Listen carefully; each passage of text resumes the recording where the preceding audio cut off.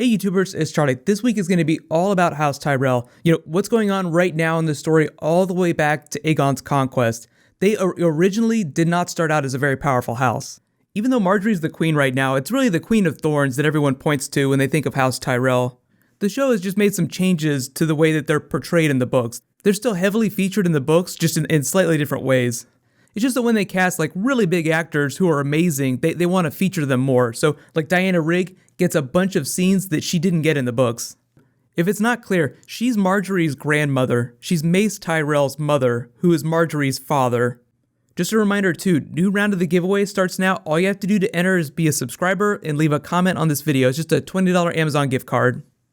Of all the great houses in Westeros, though, just in terms of sheer assets, not necessarily raw monetary wealth, the Tyrells are the most powerful. The Lannisters do have their gold mines, which are now running dry, or have run dry, but the Tyrells, they control the most fertile land.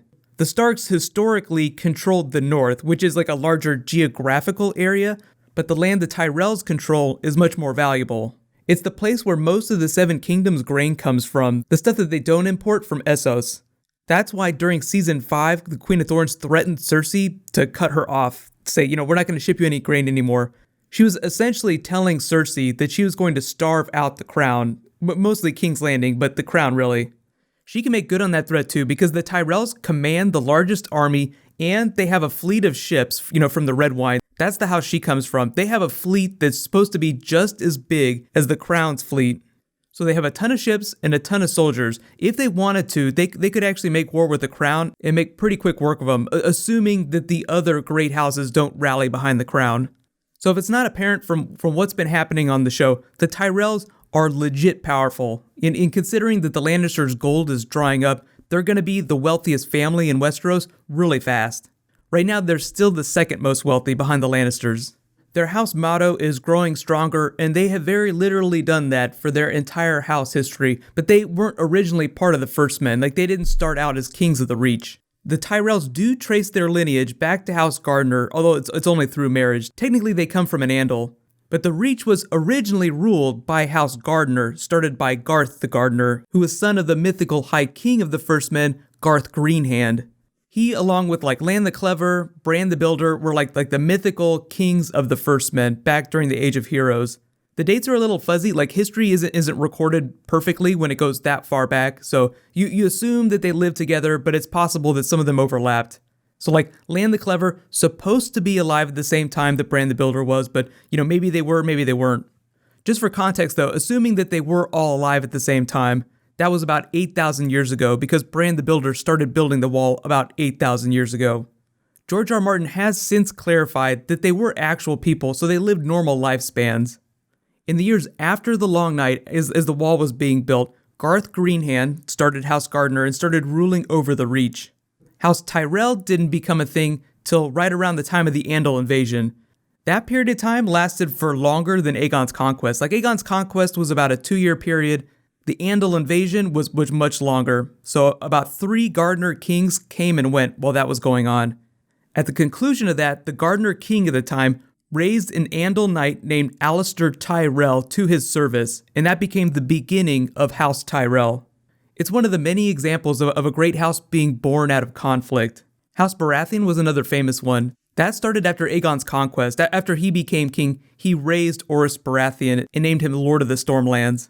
Lesson learned, if you wind up on the winning side of a major conflict in Westeros, you will make out pretty good. That actually reminds me of that Tyrion quote that he said to Joffrey before the Purple Wedding, "Kings are dropping like flies." So when the Tyrells started out, they were just one of the many small houses that were bound to House Gardener. But as part of that, the Lord of the House held a political office. They were named High Stewards of Highgarden. The Gardeners ended up loving them so much over the years that they made the office hereditary, but originally it started out as a political thing. So in the years after the forming of House Tyrell, they slowly rose to become the greatest of the lesser houses in the Reach. There was even a time later when a Tyrell became regent of the Reach when a new Gardener king inherited the throne at a really young age. It's kind of like what happens with Tommen Baratheon in the books. That's kind of an issue that the show has sidestepped because they aged Tommen way up because they wanted this sexy stuff going on with Marjorie. In the books, Tommen is still this really little kid that just likes eating sweets and chasing his cat around, chasing Sir Pounce around the castle. It's actually really funny because the small council still needs like the royal seal of approval on some things. They let him stamp documents with his royal seal, and it's like a game. Like picture a little kid playing with Legos with jam all over his face. That's what Book Tommen is like, just like the soul of innocence. So for thousands of years, House Tyrell just kind of existed as this satellite house of House Gardener, all the way up till Aegon's conquest. What ended up happening during that conflict is that when Aegon marched on the Reach, House Gardener had combined forces with the Lannisters. But because Aegon had like a fraction of their number, what he did is he had his dragons set the entire battlefield on fire. And all the Gardeners, like literally the Gardener King, all of his family, all of his heirs were killed. The entire bloodline wiped out. In the aftermath, when Aegon marched his army down to Highgarden, the Tyrells bent the knee, so they were raised up to Lords of the Reach.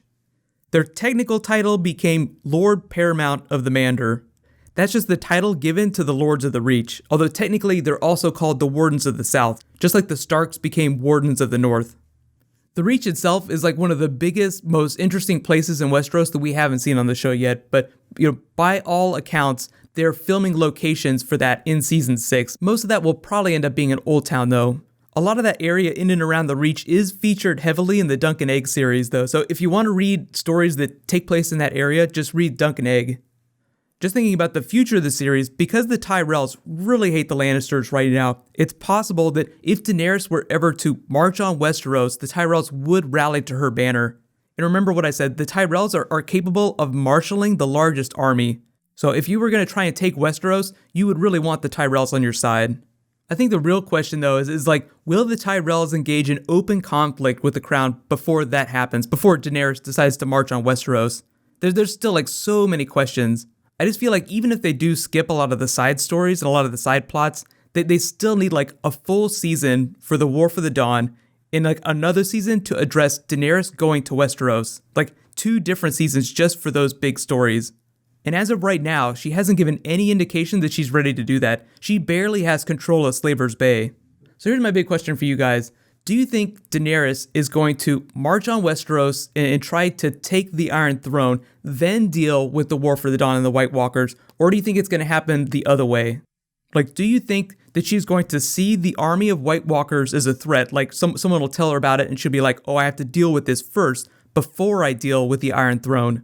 So she'll ride in like, Stannis did at the end of season 4. Like she'll ride into battle against the White Walkers, and then the other great houses will say, okay, well, she's not an invader, she's trying to help us, so we'll help her out.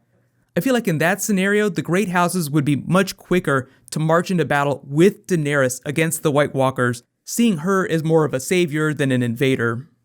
Then in like the aftermath of whatever, final conflict they have with the White Walkers, she can decide what she's going to do with the rest of the Seven Kingdoms.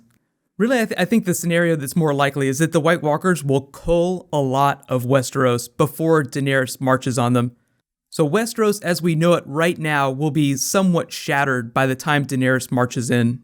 So whoever ends up walking away from that conflict will be tasked with rebuilding Westeros, not so much conquering it.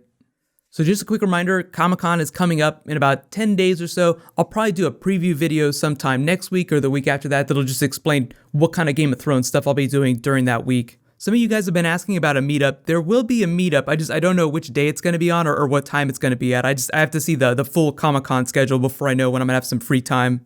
I've been going to Comic-Con since about 2006, but for the past like 3 or 4 years, I've been going for work, so it's a little bit different.